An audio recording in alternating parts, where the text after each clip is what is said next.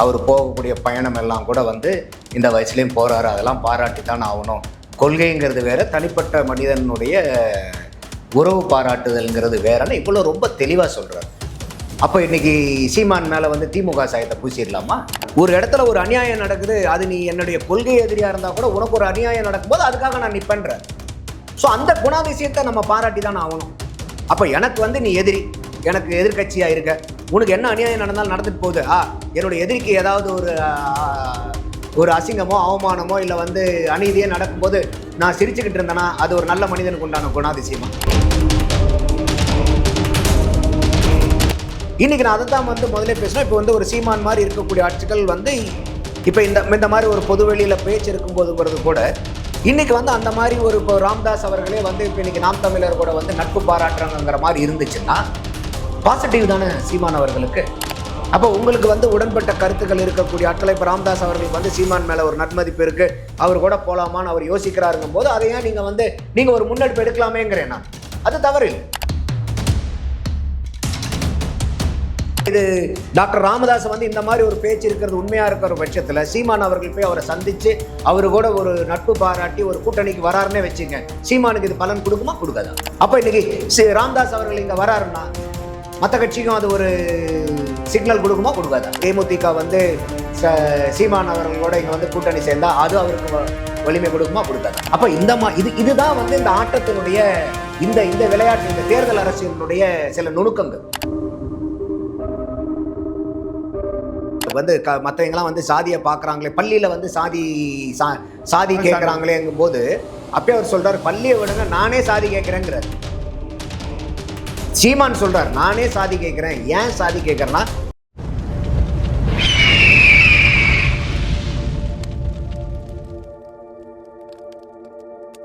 அரசியல் கருத நேயர்களுக்கு வணக்கம். இன்று நம்மோடு இணையம் சிறப்பு விருந்தினர் அரசியல் திறனாய்வாளர் திரு நந்தகுமார் அவர். வணக்கம் சார். வணக்கம் சார். நன்றாஜ் சார், சமீபத்தில் சீமான் அவர்கள் வந்து ஒரு பாட்காஸ்ட்டில் வந்து கலந்துக்கிட்டார். அதில் வந்து அனைத்து தலைவர்களை பற்றி பேசும்போது அவர்களோட நற்குணங்களை வந்து வெளிக்கொணர்னார்.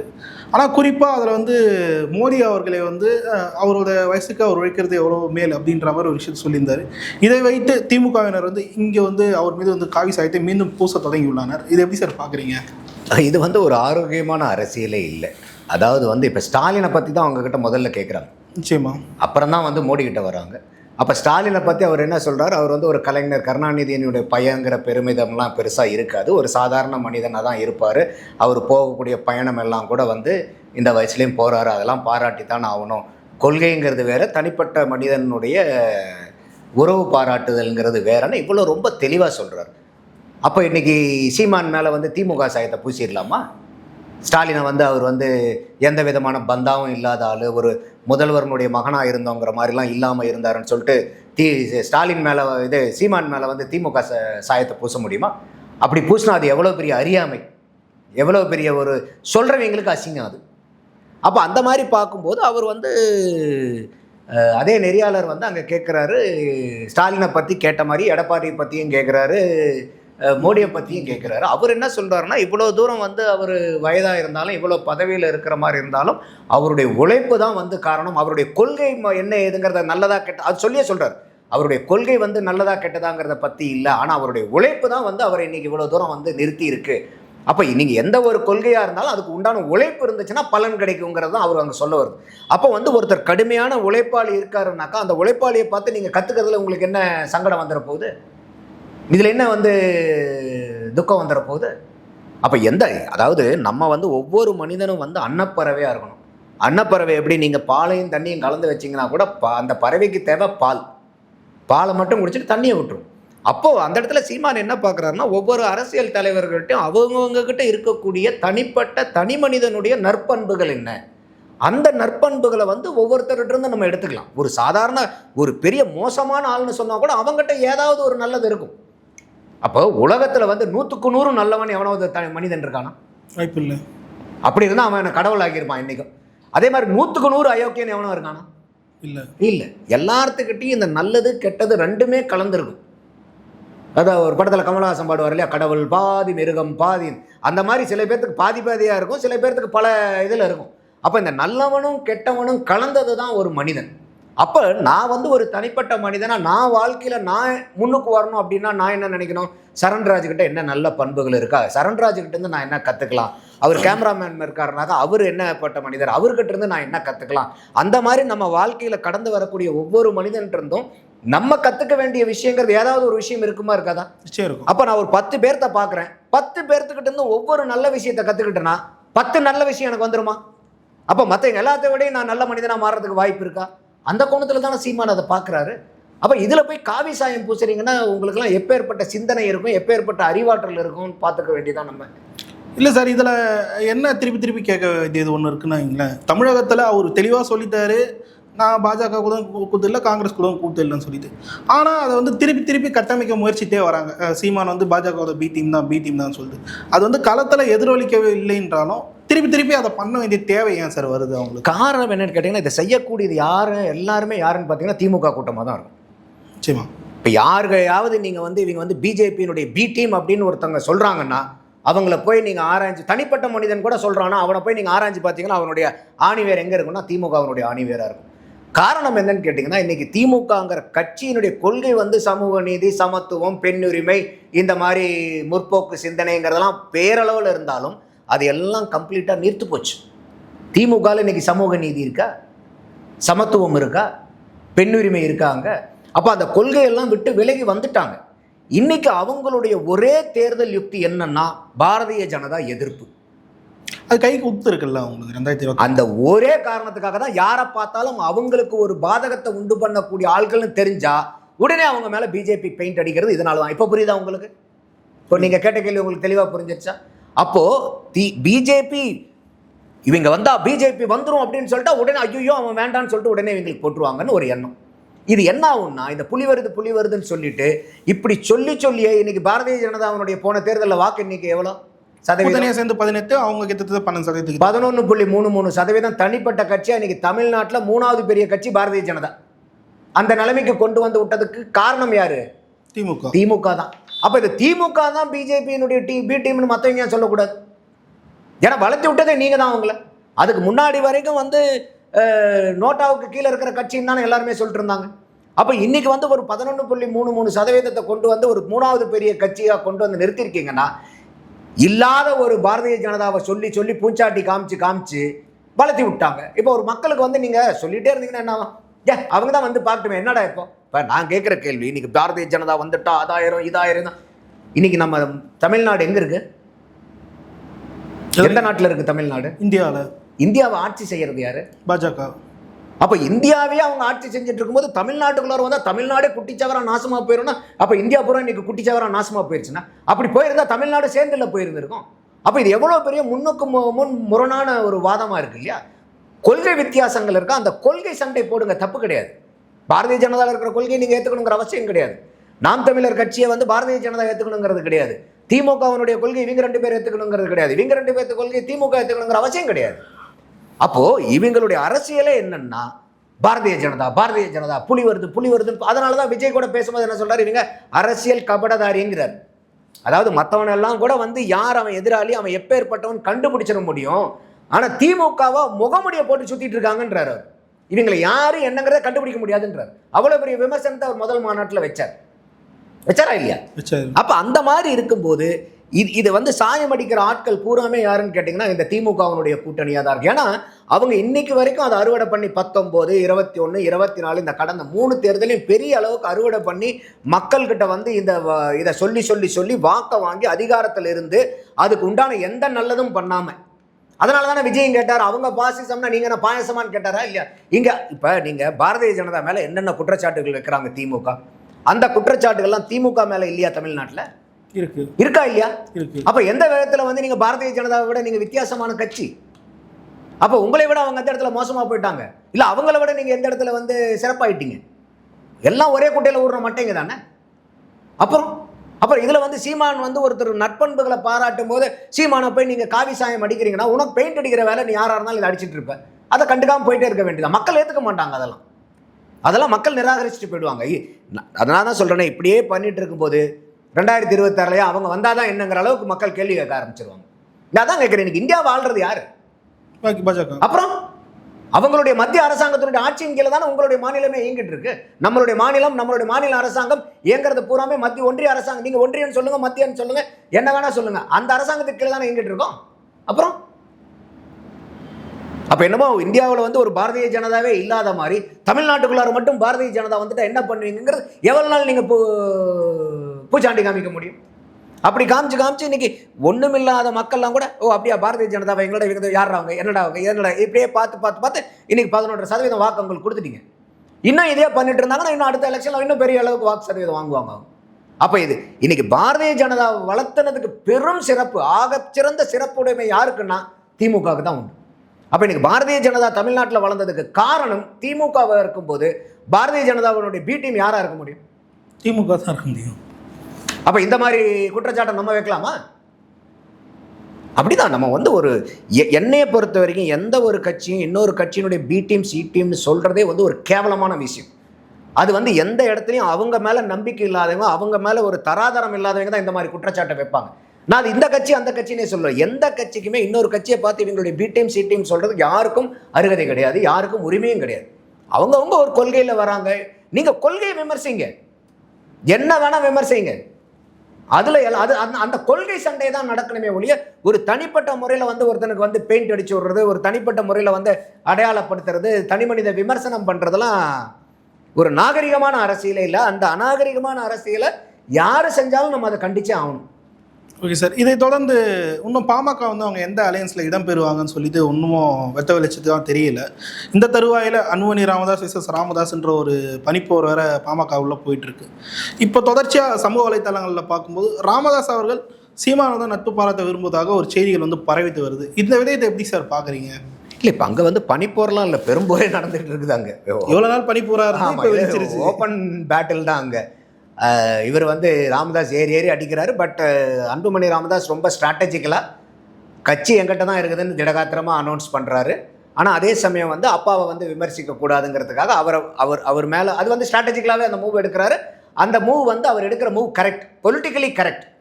ஸோ அப்படி இருக்கக்கூடிய கட்சியில் இதுதான். இப்போ இந்த மாதிரிலாம் இருக்கும்போது இன்றைக்கி நான் அதை தான் வந்து முதலே பேசினேன். இப்போ வந்து ஒரு சீமான் மாதிரி இருக்கக்கூடிய ஆட்சிகள் வந்து இப்போ இந்த மாதிரி ஒரு பொதுவெளியில் பேச்சு இருக்கும்போதுங்கிறது கூட இன்னைக்கு வந்து அந்த மாதிரி ஒரு இப்போ ராம்தாஸ் அவர்களே வந்து இப்போ இன்னைக்கு நாம் தமிழர் கூட வந்து நட்பு பாராட்டுறாங்கிற மாதிரி இருந்துச்சுன்னா பாசிட்டிவ் தானே சீமான் அவர்களுக்கு.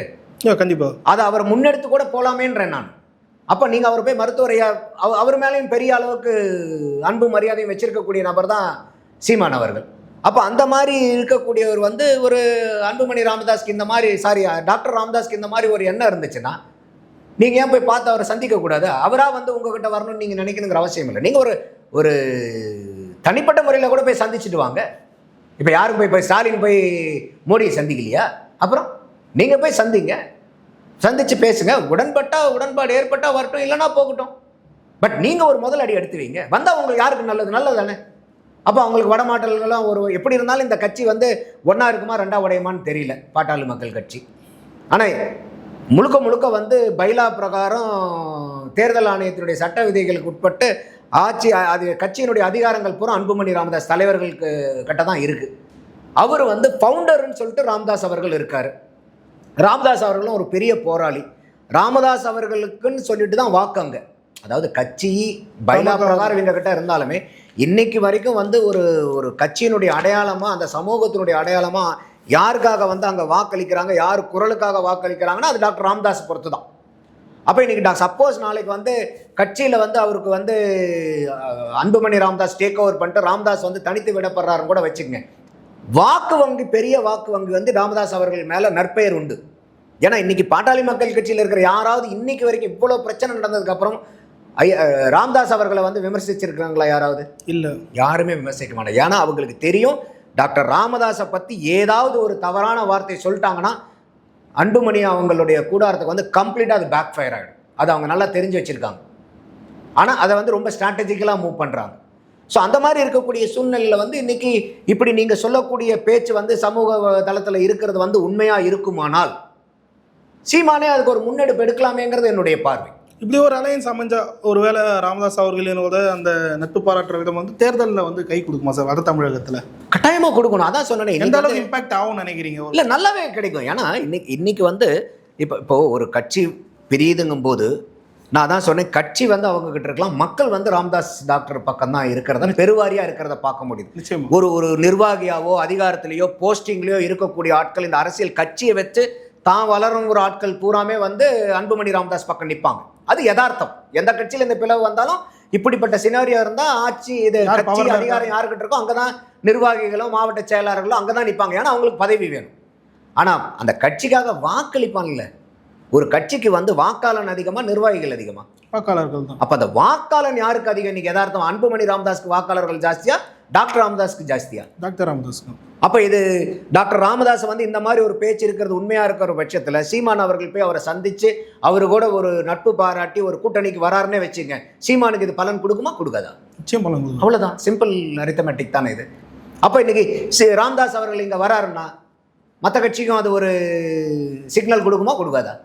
ஏற்படுத்தக்கூடிய ஒன்றா இருக்கும். ஒரு வலுவான கூட்டணி அமைக்கிறதுக்கான ஒரு பேஸாக வந்து ஒரு பிரேமலதா அவர்களும் வந்து இன்னைக்கு அதிமுக கூட வந்து சண்டை போட்டுக்கிட்டு இருக்காங்க, ஒரு மன வருத்தத்தில் இருக்காங்க. அப்படி இருக்கும்போது சரி நமக்கு என்னடா ஒன்றுமே இல்லை, வெறும் ஒத்த ராஜ்யசபா சீட் போனால் போயிட்டு போகுதுடா, நம்ம போய் ஒரு புது கூட்டணியில் சேருவோம் அப்படின்னு ஒரு எண்ணம் வருதுன்னு வச்சுக்கோங்க.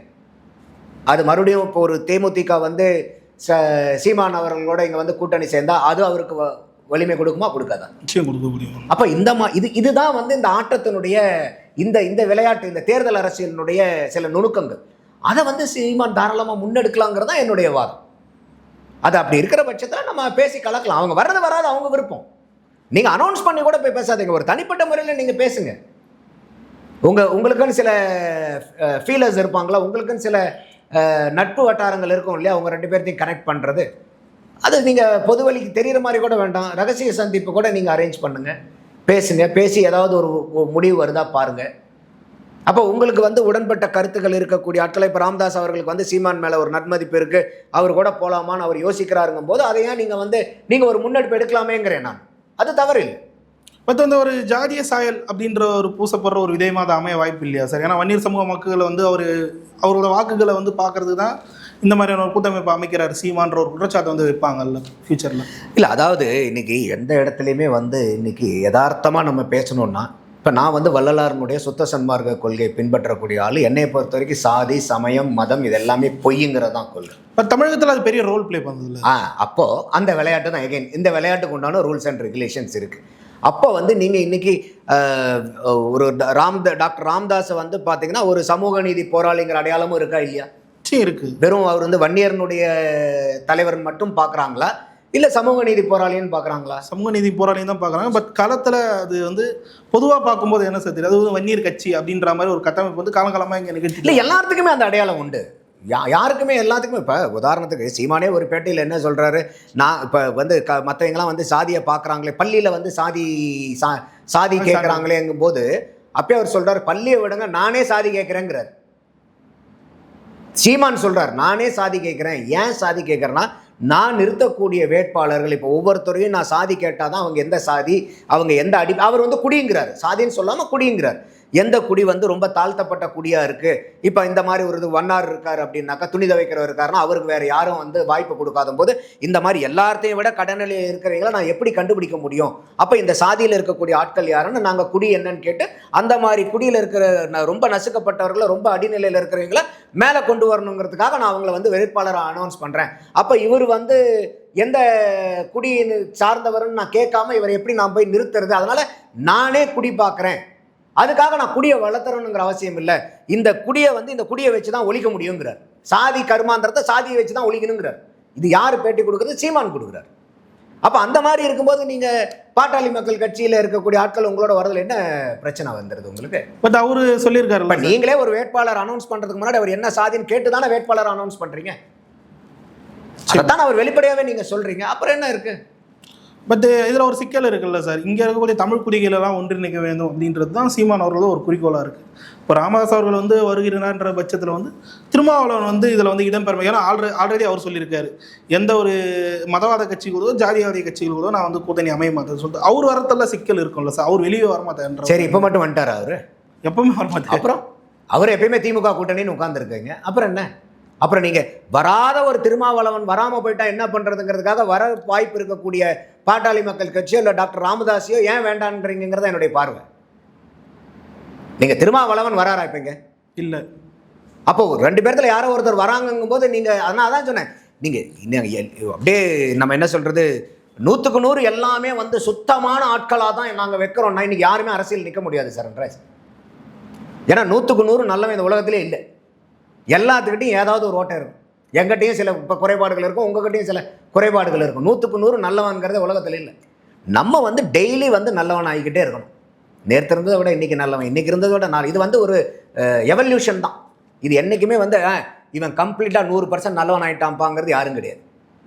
ஒவ்வொருத்தரும் ஒவ்வொரு நாளும் மனிதன் முன்னேறிட்டு இருக்கான், அறிவு வளருது, எவல்யூஷன் ஆகிறதுங்கிறது என்ன, நம்மளுடைய கெட்ட குணாதிசயங்களை ஒதுக்கிட்டு நம்ம நல்லவங்களே ஆகிட்டே இருக்கணும். எந்த இடத்துலையும் நான் தான்ப்பா நல்லவன், பர்ஃபெக்ட் மேன் யாருமே கிடையாது உலகத்தில். ஓகே சார், நீங்கள் சொன்ன மாதிரி இதை தொடர்ந்து இப்போ அரசியல் களத்தில் வந்து விஜய் அவர்கள் ஒரு பிரச்சனையாச்சு. விஜய் கட்சியோட நிர்வாகிகள் வந்து தாக்கப்பட்டாங்க, தவிக நிர்வாகிகள். அதற்கு வந்து சீமான் அவர்கள் வந்து குரல் கொடுத்துட்டாரு. கமலஹாசன் கன்னட தமிழ் அந்த விவகாரத்தையும் வந்து குரல் கொடுத்துட்டாரு. ஸோ இங்கே இருக்கக்கூடிய கட்சிகள் அனைத்துக்கும் வந்து ஆதரவாக ஒரு குரல் வலயத்தை வந்து ஏற்படுத்திட்டே வராரு. இது எந்த அளவுக்கு சார் அவர் கேட்குது? ஏன்னா ஃபியூச்சரில் வந்து இந்த மாதிரியான கட்சிகள் வந்து அவர் கூட இணையத்துக்கான வாய்ப்பு அந்த மாதிரி எதனா இருக்கு? இல்லை, நான் அவர் வந்து இந்த கூட்டணியை சார்ந்து இதெல்லாம் சொல்கிறாருங்கிறதெல்லாம் நான் எடுத்துக்கவே இல்லை. அவர் இல்லை, நான் என்னோட கேள்வியை வைக்கிறேன். இல்லை, அந்த மாதிரி இல்லை. என்னன்னா என்னுடைய பார்வையில் வந்து சீமான் வந்து எப்பயுமே எல்லாத்து மேலேயும் ஒரு அன்பு பாராட்டக்கூடிய நபராக தான் இருக்கார். கொள்கைன்னு வரும்போது சண்டைங்கிறார். ஆனால் ஒரு இடத்துல ஒரு அநியாயம் நடக்குது, அது நீ என்னுடைய கொள்கை எதிரியாக இருந்தால் கூட உனக்கு ஒரு அநியாயம் நடக்கும்போது அதுக்காக நான் நிற்பேன்றார். ஸோ அந்த குணாதிசயத்தை நம்ம பாராட்டி தான் ஆகணும். அப்போ எனக்கு வந்து நீ எதிரி, எனக்கு எதிர்கட்சியாக இருக்க, உனக்கு என்ன அநியாயம் நடந்தாலும் நடந்துட்டு போகுது, என்னுடைய எதிரிக்கு ஏதாவது ஒரு அசிங்கமோ அவமானமோ இல்லை வந்து அநீதியே நடக்கும்போது நான் சிரிச்சுக்கிட்டு இருந்தேன்னா அது ஒரு நல்ல மனிதனுக்கு உண்டான குணாதிசயமா? இல்லை. அப்போ சீமா நீங்கள் வந்து ஒரு நல்ல மனிதனாக தான் செயல்படுறாருன்னு நான் பார்க்குறேன். ஒரு அநீதி யாருக்கு நடந்தாலும் ஒரு கேள்வி கேட்குறேன், அது கட்சி பாகுபாடு இல்லை. அப்படி தான் நம்ம அதை பார்க்கணும். அதனால வந்து இன்னைக்கு தாவேக்காவுடைய பெண்களுக்கு வந்து போலீஸினுடைய அராஜகம் அங்கே நடந்தனால அதுக்கு ஒரு குரல் கொடுக்கறதுனால உடனே வந்து சீமான் வந்து விஜய் கூட கூட்டணி வைக்கிறதுக்காக பேசுகிறாரா? இதை பெற்றாதான் இது செஞ்சாதான் விஜய்க்கோட கூட்டணி பேச முடியுமா என்ன? இல்லைன்னா அவங்க ரெண்டு பேர்த்துக்கு ஒரு உறவு இல்லையா, நல்ல உறவு இல்லையா? தாராளமாக பேசலாமே. அப்போ இன்னைக்கு வந்து நான் பார்க்குறது என்னன்னா, இல்லை இது ஏன் கேட்குறேன்னா, இப்போ தாவேக்காவுக்கு ஆதரவாக வந்து குரல் கொடுக்குறாரு. அவ்வளோ நாள் சீமான் அவர்களை வந்து விமர்சித்த தாவேக்கா நிர்வாகிகளே வந்து அவருக்கு ஆதரவாக சில விஷயங்களை பண்ணுறாங்க. ஸோ ஏதோ ஒரு வகையில் இது அரசியல் இம்பாக்டை ஏற்படுத்துது. இல்லைங்க, நீங்கள் நல்லவனாக இருக்கிறனால எனக்கு ஒரு 4 வாக்கு கூட வருதுங்கிறது நல்லது தானே. இவர் நல்லவனாக இருக்கிறனால மற்றவங்களாம் ஓட்டு போயிட்டா அப்போ என்ன நீங்கள் இவர் நல்லவனாக இருக்க வேணான்றீங்களா? நிச்சயமா அது நல்ல வாதமே இல்லைல்ல. யாராக இருந்தாலுமே இந்த ஒரு நட்பண்புகளை வளர்த்திக்கணுங்கிறேன் நான். அதெல்லாம் நம்ம பாராட்டுறோம். இன்றைக்கி வந்து இவர் கமல்ஹாசன் அவருக்கு பேசினது கூட இவர் ஆதரவு சொல்கிறாரு. அவர் கூட்டணி கட்சி தலைவர் யார்? ஸ்டாலின். அவர் இது வரைக்கும் ஏதாவது வாய் பேசினாரா? இல்லை. ஆனால் அங்கே சித்தாராமையா யார்? கர்நாடகாவில் முதலமைச்சர். சரி, முதலமைச்சர் சொல்கிறாரு கமலஹாசனுக்கு என்ன தெரியும், தெலுங்கனுடைய பாரம்பரியம் தெரியுமா, நீண்ட வரலாறு தெரியுமா, தெரியாமல் பேசுகிறார். சொல்லக்கூடியது என்ன, தமிழ்லேருந்து பிறக்காதது தான் கன்னடம்ங்கிறார். கன்னடத்துக்குன்னு ஒரு தனி மொழி இருக்குது, தனி பாரம்பரியம் இருக்குங்கிறாரு. இவ்வளவு நாள் நீங்கள் திராவிட கட்சிகள் திராவிட சித்தாந்தங்கள்லாம் சொல்லிட்டு இருந்தது என்ன? அப்போ நீங்கள் உங்களுடைய கொள்கை இவ்வளவு நாள் நீங்கள் சொல்லிட்டு இருந்தது நேர் ஆப்போசிட்டாக இன்னொரு சீஃப் மினிஸ்டர் பேசுகிறார், அமைச்சர்கள் பேசுகிறாங்க. அரசாங்கம், தமிழக அரசாங்கம் பேசணுமா பேசக்கூடாதா? பேசியிருக்கணும். எங்கே பார்த்தாலும் நாங்கள் தமிழ் தமிழ் தமிழ்னு பாரதிய ஜனதா கூட போட்டி போடுற போது மட்டும்தான் உங்களுக்கு தமிழ் உணர்வு வருமா? மத்திய அரசாங்கத்து கூட சண்டை போடும்போது மட்டும்தான் உங்களுக்கு தமிழ் உணர்வு வருமா? இப்போ எங்கே போச்சு உங்களுடைய தமிழ் உணர்வு? ஒரு பக்கத்துமா உங்கள் கூட்டணி கட்சியில் இருக்கக்கூடிய காங்கிரஸ் முதலமைச்சர் கேட்குறார், தமிழுக்கு எங்களுக்கு என்ன சம்பந்தம்னு கேட்குறார். எங்களுக்குன்னு ஒரு பாரம்பரியம் இருக்குது, தமிழ்ல இருந்து பிறந்த மொழி இல்லைன்னாங்கன்றார். சீஃப் மினிஸ்டர் பொசிஷனில் பேசுகிறார். அதுக்கு பதில் சீஃப் மினிஸ்டர் கொடுக்கணுமா கொடுக்கக்கூடாதா? கொடுத்துருக்கணும். இதுதான் உங்களுடைய தமிழ் உணர்வா? அப்போ இவங்க மத்திய அரசாங்கத்துக்கு இப்போ பிரச்சனை வரும்போது தமிழ் தமிழ்னு தூக்கி பிடிக்கிறாங்கல்ல, அப்போ அதனுடைய போலி ஸ்டாண்டு புரியுதா? இப்போ உங்களுக்கு எங்கே பேசியிருக்கணும் நீங்கள்? இந்த விவகாரத்தில் ஸ்டாலின் அவர்கள் பேசியிருக்கணும், ஒரு முதலமைச்சராக பேசியிருக்கணும். ஏன்னா அங்கே கமெண்ட் கொடுத்தது முதலமைச்சர், அமைச்சர்கள் பெருமக்கள் பேசுகிறாங்க அங்கிருந்து. இங்கே யாராவது பேசுனாங்களா அதை பற்றி? திராவிட முன்னேற்ற கழகத்திலிருந்து பிறமொழியாளர்கள் வாக்குகள் வந்து இங்கே மேஜர் ரோல் ப்ளே பண்ணுது, அதனால் அந்த அச்சத்தினால கூட இருக்கலாம்ல சார். அப்போ ஏன் நீங்கள் மத்திய அரசாங்கத்துக்கிட்ட பேசும்போதும் தமிழுக்கு நாங்கள் தான் வந்து முழு பாதுகாவலங்கிற மாதிரி எதுக்கு படம் போடுறீங்க? தமிழ் மக்களை ஏமாத்துற மாதிரி இல்லையா? அப்போ இன்றைக்கி வந்து இப்போ இன்றைக்கி நம்மளுடைய மனோன்மணியம் சுந்தரனாரனுடைய பாட்டிலே வருது இல்லையா, தமிழ் தாய் வாழ்த்திலே வருது இல்லை, இதெல்லாம் வந்து தமிழினுடைய உதிரத்திலிருந்து பிறந்த மொழிகள்னு தானே வருது. அப்போ என்ன அர்த்தம்? எங்கள் அம்மா ரத்தத்திலிருந்து பிறந்தோன்னு சொல்கிறோம்ல. என்னுடைய ரத்தம் தாண்டா உன் உடம்புல ஓடுதுன்னு சொல்கிறாங்கல்ல. அப்போ அந்த மாதிரி தானே இந்த தமிழ்ல இருந்து கன்னடம், தெலுங்கு, மலையாளம், துளு இதெல்லாம் வந்ததுன்னு நம்மளுடைய தமிழ் தாய் வாழ்க்கை அதானே. அப்போ அதுக்கு உண்டான இவ்வளோ தூரம் சான்றுகள் இருந்தோம், மொழி சான்றுகள் இத்தனை இருந்தோம், இவ்வளோ மொழி ஆராய்ச்சியாளர்கள் இருந்தோம், ஏன் எந்த விதமான ஒரு பதிலும் சீஃப் மினிஸ்டர் கொடுக்காம இருக்காரு? என்ன காரணத்துக்காக கொடுக்காம இருக்காரு? இன்னைக்கு வந்து நீங்க பொதுக்குழு போடுறீங்கல்ல மதுரையில், சங்கம் வச்சு தமிழ் வளர்த்தது தானே மதுரை. அப்போ அந்த மதுரையில் மீட்டிங்கில் நீங்கள் எங்கெங்க அன்னைக்கு நீங்கள் வந்து என்ன பேசுறீங்க? பிஜேபியை பேசுறீங்க, அதிமுகவை பேசுறீங்க, தமிழ் பற்றி பேச வேண்டாமா? அவர் அங்கே பேசியிருக்கணும். அப்போ இதுதான் அவங்களுடைய தமிழ் உணர்வு. ஜஸ்ட் ஓட்ஸ்க்காக அவ்வளோதான். அதனால தான் சொன்னேன், கொள்கை அவங்களுக்கு பேச்சளவு தான், செயல் அளவில் இல்லை. அப்போ இதெல்லாம் மக்கள் பார்த்துக்கிட்டு தானே இருக்காங்க. நீங்களே யதார்த்தமாக சொல்லுங்க, ஒரு முதலமைச்சர் இதுக்கு சொல்லியிருக்கணுமா, சொல்லியிருக்க கூடாது? நிச்சயம் சொல்லியிருக்க வேண்டிய ஒன்று தான். நீங்கள் ரூபாய் சிம்பிள் பட்ஜெட்டில் போடும்போது அங்கே வந்து சிம்பிளை தூக்கிட்டு ரூன் போட்டு தமிழ்ன்றீங்கல்ல, கரெக்டா இல்லையா? அப்போ இன்னைக்கு வந்து சொல்ல வேண்டாமா இதை? ஒரு மொழிக்கு உண்டான பிரச்சனையா இருக்குல்ல இது. அவர் ஒரு முதலமைச்சர் அந்த இடத்துல கேள்வி கேட்கிறார். வெறும் கன்னட அமைப்புகள் பேசினா நீங்க பேச வேண்டியதில்லை, தேவையில்லை. சித்தராமையா அங்க பேசும்போது இங்க தமிழக முதல்வர் பேசணுமா பேசக்கூடாதா? பேசியிருக்கணும். என்ன காரணத்துக்காக பேசலப்பா அவங்க? அதான் சொன்னேன் சார், பிறமொழியார் வாக்குகள் வந்து தேவைப்படக்கூடிய ஒன்றா இருந்திருக்கலாம். அது ஒன்று.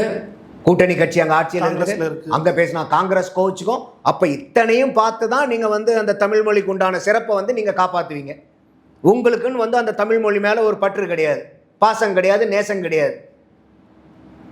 மத்திய அரசாங்கத்திலேருந்து ஏதோ ஒரு பிரச்சனை அன்னைக்கு வந்து நீங்கள் வந்து தமிழ் மொழி பற்றை வந்து தூசி தொட்டி தூக்கி பிடிச்சி தமிழ் மக்களை பூரா வந்து நீங்கள் வந்து மடைமாற்றுறதுக்கு யூஸ் பண்ணுவீங்க. இதுக்கு தான் உங்களுக்கு தமிழ் மொழி தேவையா? அப்போ இந்த கேள்வியெல்லாம் நம்ம வைக்க வேண்டிய, விமர்சிக்க வேண்டிய கட்டாயம் வருதா இல்லையா? நிச்சயமா. அப்படிதான் நம்ம இதை பார்க்கணும் சார். சீமான் சொல்றது வரவேற்கக்கூடியது. யாரா அவருடைய கோணத்தில் என்ன, யாரா இருந்தாலும் அவங்களுக்கு ஒரு அநீதின்னு நடக்கும் போது அந்த இடத்துல குரல் கொடுக்கறதுக்கு நான் இருக்கேன். நீ எனக்கு ஓட்டு போடு, ஓட்டு போடாம போய், இல்லை எதிர்கட்சி ஆயிரு, யாரா வேணா இரு. என்னுடைய பார்வையில் வந்து உனக்கு நடக்கிறது ஒரு அநீதியா, அதற்கு எதிர்த்து உனக்கு ஆதரவாக நான் குரல் கொடுப்பேங்கிறது சீமானுடைய ஒரு நல்ல பண்பாக நான் பார்க்குறேன். ஓகே சார், பல்வேறு கேள்வி தெளிவாக நேரத்துக்கு நன்றி சார். நன்றி சார். அரசியல் சப்ஸ்கிரைப் பண்ணுங்க. நன்றி.